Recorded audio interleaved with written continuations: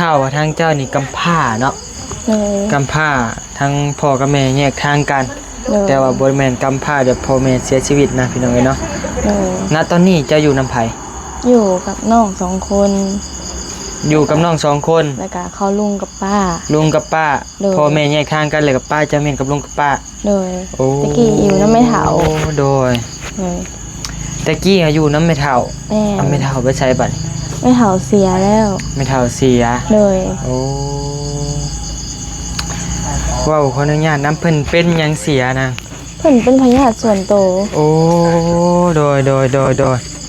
เป็นพยาธิส่วนโตติโดย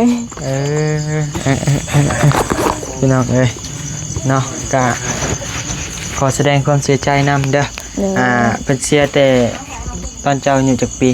เสียปีกายนี่โดยผ่านมาได้ปีหนึ่งแล้วแม่โอ้โดยที่ได้บอกว่าจักตอนนั้นอยู่จักปีตอนนี้ก็17ประมาณ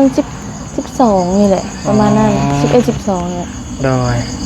ก็อยู่ก็ไม่เท่าก็หา6 ปีบ่ได้บ่ก็หันอยู่นำแต่อันเกิดเลยเกิดแล้วอยู่นำไม่เท่าเลยแม่นแล้วก็พ่อแม่ยังบ่ทันแยกทางกันสินะอยู่นำไม่เท่าแต่น้อยๆโดยบ่ง่ายก็ไม่เท่าซ้ำแม่เนาะบ่ง่ายเรียกนั่นไม่เท่าซะบ่เรียกนั่นมีแนวปรึกษาดีมันแบบเอาว่ามาชุดๆแล้วนะกันแนะนำได้ก็สิแนะนำแล้วนี่เรื่องนี้แหละโอ้ผมยังเคยเอาอะไรจะยังแล้วเปิดเบิ้งโอ้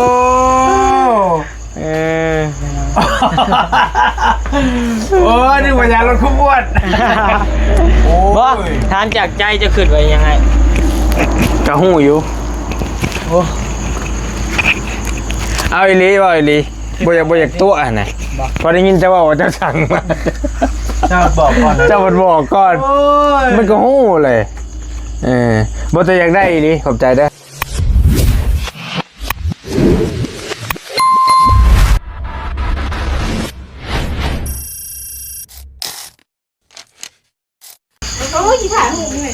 พี่น้องเอ้ยเนาะเปิดคลิปเปิดภาพมาพี่น้องเอ้ยเนาะบรรยากาศตอน10 โมงเด้อพี่น้องเด้อเนาะ10 โมงกลางคืนพี่น้องเอ้ยเนาะทางน้องเพิ่นกะได้มาเที่ยวลิ่นกับน้องโบนะพี่น้องเนาะทางกามื้อนี้พี่น้องเอ้ยเนาะกามีทางน้องบิวเนาะบิวนี่บิวตี้สื่อกันนะฮักคือคนเลยเนาะนั่นแหละพี่น้องเอ้ยกาน้องเพิ่นกันนะฮักลีได้พี่น้องเอ้ยเนาะกาคำเว้าแล้วก็มารยาทกะโอ้กล้องจังหาว่ากล้องจนฮักพี่น้องเอ้ยโอ้ยเนาะกะได้ข่าวว่าทางเจ้านี่กำพร้าเนาะ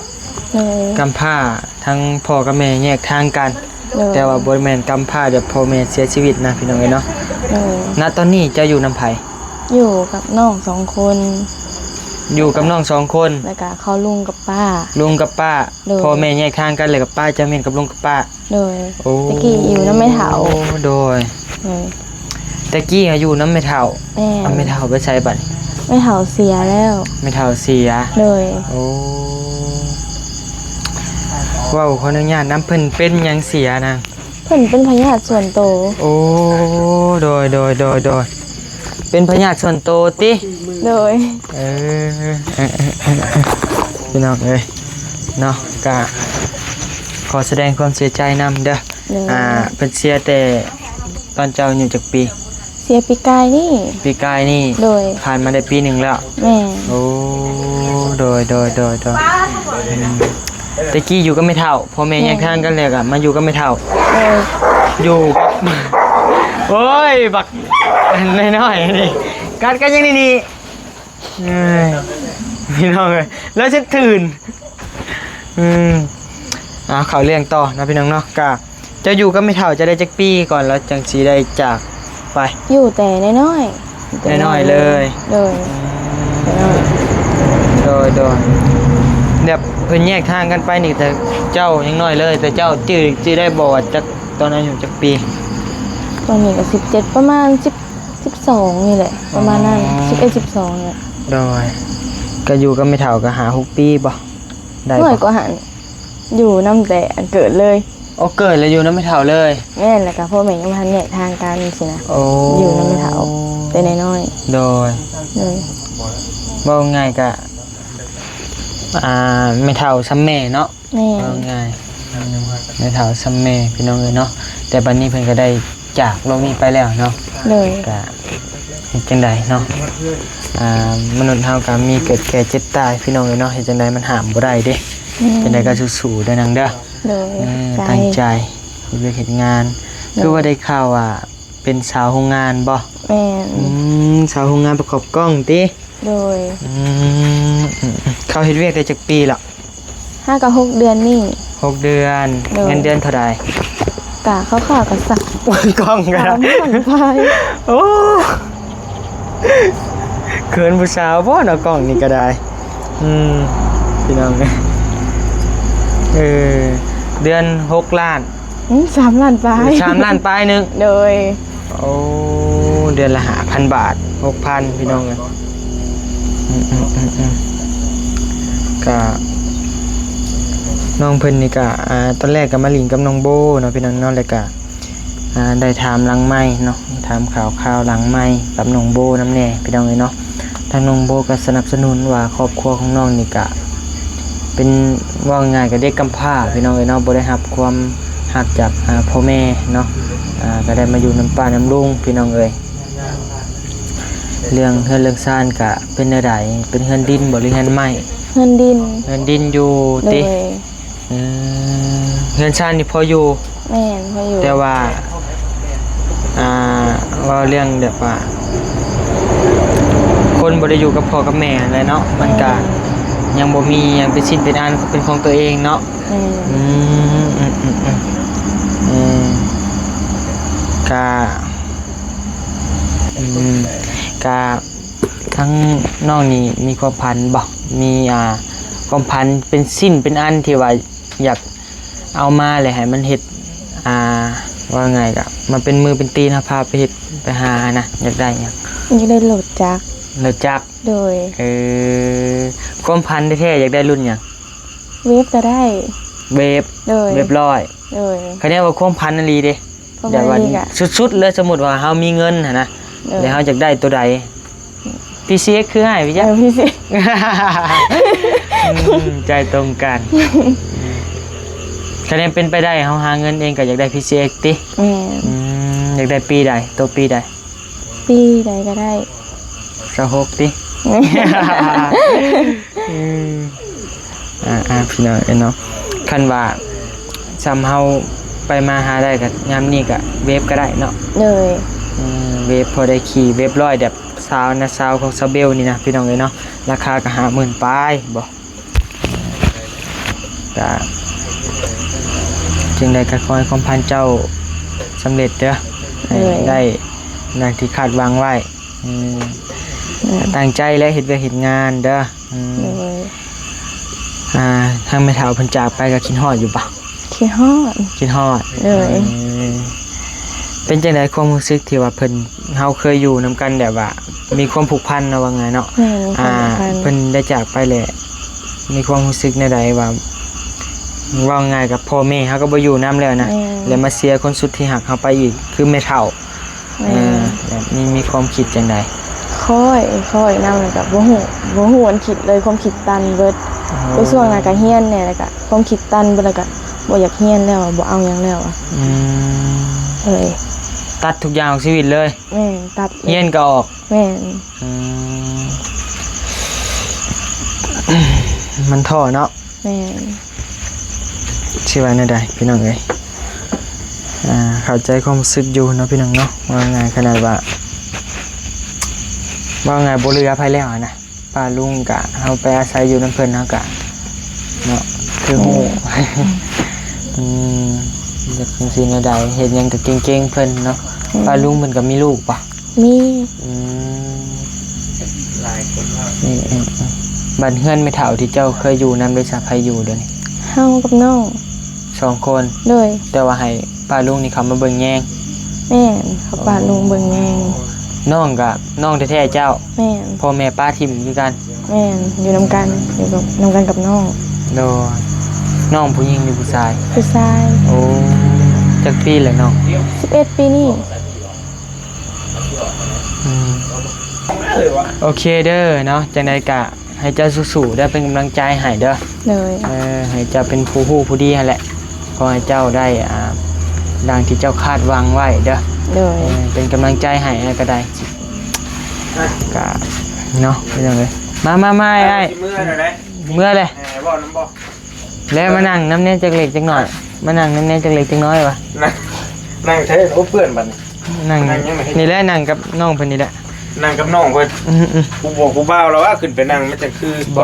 ผู้ยังก็ขึ้นได้คือกัน เขามันอาวุโสแหละ เอ้ยก็บ่ได้อาวุโสปานนั้นสบายดีเด้อเด้อ สวัสดีพี่น้ โอ้ องว่าสิออกเมื่อแล้วว่ามันเลิกเลย โดนั่งลมน้ำก่อนจังหน่อยจังข้าวเดี๋ยวจังเมื่อก็ได้ มีแนวว่าวน้ำบ่ มีแนวเวียกอยากลมอยู่เรื่องมีแนวบ่ มีแนวปรึกษานะว่าไง ปรึกษากันมาสิว่าน้ำซะ โดย ว่าจะดีเด้ว่าลิ้นบ่รู้ว่าลิ้น ว้าวดี ส่งกัน ว้าวดี ขึ้นส่งกัน อืม ไปว่าไงยืมแน่ บอสเป็นที่ปรึกษาดีได้ ไปสาย พี่ขึ้น ส่งฮะยืมส่งยืมไม่ส่งยืมไปดินมือรวมฮะรวมว่าเอาใส่แบบนี้เลยเอาจะเป็นแคนเลยฮอดคอเจ้าท่านชมให้เป็นฮอดคอเลยเอาเป็นแคนเลยได้บ่ยังเงยด้วยบ่ลิ้นบ่รู้ว่า ว้าวอาลีนี่แหละ ยืมเงิน ว่าแบบมัน ยืมเงินน่ะสิเมื่อก้อนกันบ่ยืม ขามังทางหนีบแล้วช่วงนี้เบิ่งหามุมกล้องอีกก่อนพี่น้องเอ้ยมันคือบ่อยากงามปานใดงามเนี่ยตัวนี้ หมูเช็ดแต่กันเชื่อกันก็ไม่ได้เซ็ตมันมีหมดปัดให้บอก ก็ให้หมดเจ้ายับออกมาพี่ก็ได้ยับ หมดเจ้า เอาพี่ ถาม มา น้อง พี่ คนบ่ถามไทยน้องคนบ่ ก็ถามอยู่กะบ่มีหยังกะ ไทยบ่ได้ถามกินนี่กันน้ำตาไหลซึม โอ้ยเรื่องนั้น ฮะ โอ้ยเรื่องนั้นมีแนวปรึกษาดีมันแบบ เอาว่ามา ชุดๆแล้วนะ กันแนะนำได้ก็สิแนะน แล้วนี่เรื่องนี้แหละ ำโอ้ผมมันยังเคย เอาอะไรจะอีหยังแล้วเปิดเบิ้งอืม เฮ้ยกล่องยังไง ของปริศนา เดี๋ยวเราขมอ้วนบ่โอ้จะดี จะอีหยังแล้วกับเบิ้งเว้ย กา กั รลดน้ำหนักบ่คือมีพันคักแท้เลยมันยังอันนี้ โอ้สีมือน้องใบเตยได้หั่นไดฮะ ยันนี่ เฮ้ย เดี๋ยวก็เก่งซ่า ซ่าๆเลย แก้ไว้กับพิษอีกบ่มียังไง ก็แก มียังดี โมโหเมื่อจำมึงเนาะนักเว้ยเดี๋ยว บอกเลยว่าอันนี้นะ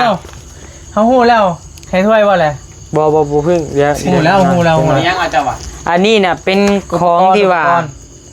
สำคัญ หาซื้อได้ยาก หาชื่อได้ยากแล้วก็เป็นชิ้นที่ว่าได้ไปแล้วสิเกิดประโยชน์กันว่าเป็นเงินกะระดับหลายร้อยล้าน โอ้ บอกเลย ปานนั้นเลยบ่ ระดับนั้นเลย โอ้ลีบ่เฮ้ย โดย หลายร้อยล้านเลยเหรอ หลายร้อยเลย เงินมหาศาล น้อง เป็นเหตุเงินให้เป็นมหาศาลเลย อันนี้เห็นได้ เอาเลยอันนี้เฮ้ย ถึงมือหากิน ขึ้นหน่อย เจ้าว่ายังเอา กะสิว่าโทรศัพท์มันก็บ่แม่นเนาะ โทรศัพท์พับได้บ่เฮ้ยรุ่นใหม่บ่ จักอีหยังแหละเจ้าจะดาวเบิ่งอีหยัง เขาหูแล้วน่ะ บ่ฮู้เลย แกแนวเจ้าอยากได้หันแหละ เจ้าใจเย็น เจ้าจะดาวเบิ่งว่าอีหยัง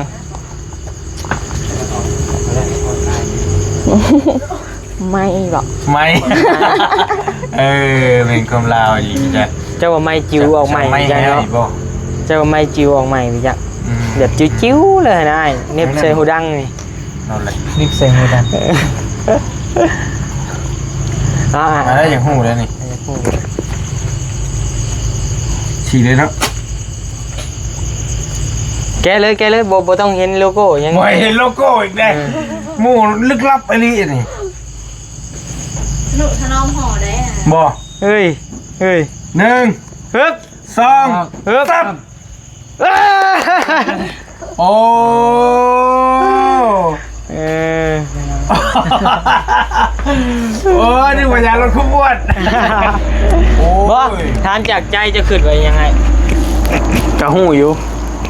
โอ้ เอาอีหลีบ่อีหลีบ่อยากตัวอ่ะนะพอได้ยินจะว่าเจ้าสั่งมา เจ้าบอกก่อนเลย เจ้ามันบอกก่อนมันก็หูเลยบ่แต่อยากได้อีหลีขอบใจเด้อน้องเด้อซื้อมาให้บ่ ซื้อมาให้ เพราะไอ้หาถามอยู่โรบินสันมันก็บ่ได้มีเลย โดน ถามอยากได้อีห เห็น ลี ว่าอยากได้พี่น้ง อยากได้ มันเกิดประโยชน์ได้หลายเกิน ขอบใจคือว่าได้เป็น100 ล้านปานนั้นเลยบ่ ยาวนะ ฮะปานนั้นเลยบ่ เพราะนั่นเลย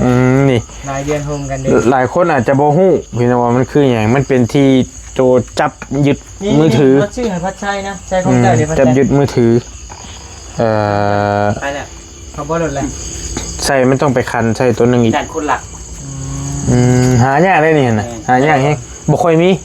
บ่ค่อยมี มีแล้วแม่นบ่ดี อื มีแล้ว มขอบใจดิ พอดีว่าเขาสั่งมานะหาอันละ100 กว่าบาทมันก็บ่ได้แพงบันไดพี่น้องเนาะก็คือบ่ได้ว่าอะไร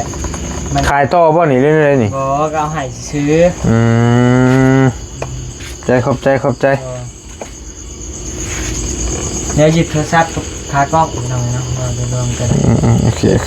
ตัวนี้ซีดีเนี่ยตัวกี้เขาซื้อมาอัน40 บาท คักอารมณ์กับน้องพันต่อก็ได้ เมื่อแล้วบ่ ขอบใจเด้อ รอ บ่ล้มนี่แล้วอย่ามาน้องคนพาวอย่ามันดึกหั่นนะ คันว่า พอได้ยินว่าสิเข้ากะ เข้าใกล้อีกบ่ มื้ออื่นเด้ มื้ออื่นไปเวียก มื้ออื่นเด้ โดย ลาน้องเพิ่นก่อนก็ได้แล้วจะมาเว้าน้ำอ้ายต่อหั่นนะให้โบสิมาส่งน้องเพิ่นบ่แม่นบ่ เอาชื่อเมื่ออะไรบ่ อย่ามันดึกเด้เออ ก็ได้ เออ มีแต่ ความหมาย สู้ๆเด้อ ขอบใจ พอไหม สู้ๆหั่นแหละน้องก็ได้เฮ็ดจะได้ โดย เออ ได้ก็บ่มีหยังให้ได้ มีแต่ตัวกับหัวใจนี่แหละ น่า ให้แท้บ่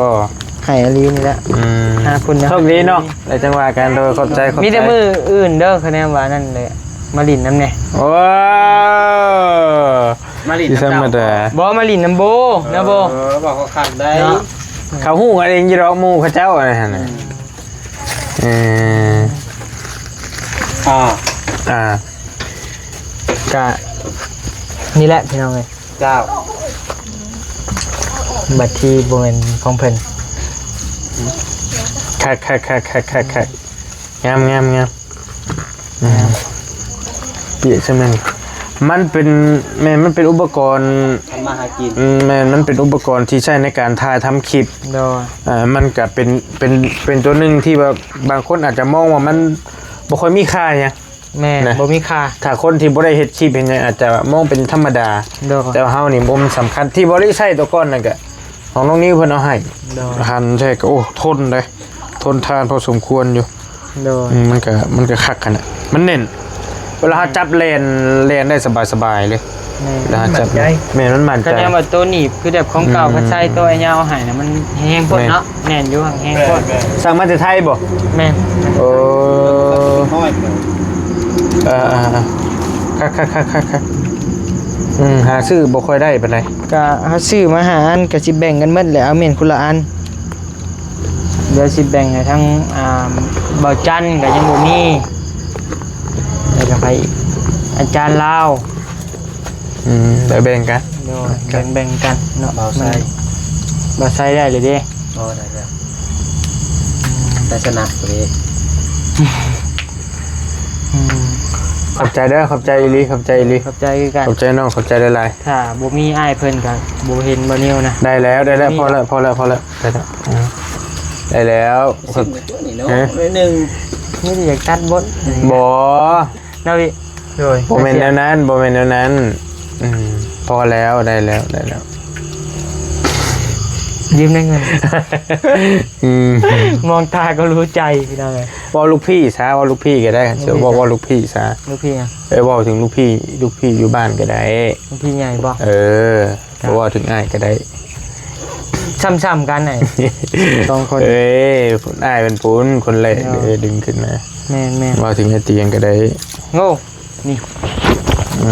พี่น้องเลยลูกพี่ลี่ได้ชื่อให้ ยังอยู่ โอ้ ว้าว นี่ ตกน้ำสุรินทร์ซุกเทื่อหนึ่งเลย สุรินทร์ซุก ยังรอดอยู่ อ๋อนี่บ่ เอาเนาะมือน่ะเนาะจุ่มลงน้ำเลยเนาะ สุรินทร์สุข ยังได้อยู่ได้ไง ลืมเลยขามาใช่ซุ้ม ตอนแรกนะฮะ ซุ้มเอสนี่นะโคได้ค่อยใช่มันเลย ตะกี้เพิ่นซีเรียสแล้วเพิ่นบ่มักใช้อันนี้เพิ่นบ่มักใช้เดี๋ยวจับเดี๋ยวเฮาเฮ้ยบ่แม่นเจ้าบ่มักใช้เนาะไอ้เตียงแล้วก็ เปิดแล้วได้หาหน่อย มันทำงานเองมันบ่เนี่ย สุดแล้วมันอยากทำงานอีกแต่ก่อนนี่มันต้องเป็นของคู่กันเลยนี่ต้องมีอันนี้นะแต่ว่าโทรศัพท์รุ่นก่อนมันบริการสั้น ไอ้ เด็ก ของดีใจป่ะ มันดีใจขึ้นกัน โดยอันนี้น่ะตะกี้บริเห็นบ่ได้ใช้โทรศัพท์อันรุ่นเก่าตัวเก่าเฮาเนาะ นั่นแหละ ตัวล้านกว่ากีบนะพี่น้องเอ้ยเนาะแล้วให้เพิ่นเห็นเลยอีต้นเลยชื่อให้เนาะเลยก็ไม้พี่น้องไม้ตัวเก่าบ่นิ้วฮะไม้ตัวนี้ใหญ่ๆฮะ32นิ้วได้เพิ่นเอาให้พี่น้องกับไม้เตียงประสานกัน ของเจ้าได้ลูกมันเนาะของเจ้าเนาะ บทชื่อวะ ของเจ้าได้ลูกมัน2งาน มันหึงเลย ไอ้เตียงให้เอาหมดกลับเลย เมย์มันจะเอาเมย์มันตัวไหนเอาเตียงเอาเมย์มันบ่ เราให้หมดกลับเลยมันลูกมันเสียนิดหน่อยเนาะเอาไอ้เตียงเนาะ ได้ลูกมัน พอดีเขาได้พอดีได้ลูกมัน3มัน ได้ลูก มันตัวนี้ ได้ลูกมันบ่ พอโมมี่พอป้าหมดเลยกำผ้พอ อยู่กับแม่2 คน อยู่กับแม่3 คนก็เลยว่าจะได้ตัวนั่นแหละใช่มาจนได้มาเปลี่ยนตัวนี้เป็นยังไงเปลี่ยนตัวนี้กะตัวนั้นก็ยังใส่คือเก่าเอามาน้ำคือเก่าพี่น้องเลยเนาะแต่กะบ่ได้ค่อยใส่จนว่าหมอนี่แบตเมิดพู้นละจังได้ใส่หมอนั้น บูเป็นไงแล้วนี่ นั่นน่ะ อ๋อ เมิดแน่เขาหมักเอาเมียนเดี๋ยวนี้เมิดมือเลยนะ ยกไปเป้าบูเป็นแล้วรุ่นได้มันชีวิตชนแบบนี้ เรามาเสื่อมเลย แต่ว่าตัวใหญ่นะได้อยู่เต็มที่ถ่ายเรียนได้3 คลิปเบิดมือเดี๋ยวบ่เดี๋ยวเขาถ่ายปุ๊บแล้วถ่ายต่อถ่ายปุ๊บถ่ายต่อนะ โดย แต่เนี่ยป้าเมียนเดี๋ยวมอนี่เดี๋ยวบ่ได้ นั่นแหละ พี่น้องเอ้ยเนาะอยู่ดีไม่แห้ง ขอบใจหลายๆเนาะขอบใจหลายๆ แล้วก็ ขอบใจ ฝากติดตามเนี่ยนะพี่น้องเนาะช่วงนี้ก็รู้สึกว่าลดหน่อยถอยลงเนาะมีแต่มื้ออื่นวันนี้สิเดินทางขึ้นไปหาน้องน้อยก่อนเพราะว่า FC ก็ขอมาหลาย กินหอดบ่ไปเบิ่งแล้วแน่ฝ่าพาถึกอยู่ผ่าติโอ้ แล้วไปเบิ่งในคลิปให้เด้อฮู้ดอกฮู้ในเพจก็มีขอบใจเด้อน้องเด้อ โอ้ยหลายเดือนแค่นี่ อยู่ดีมีแห้งพี่น้องไปแล้วบัดนี้ไปเลิกแล้วไป เราได้แล้ว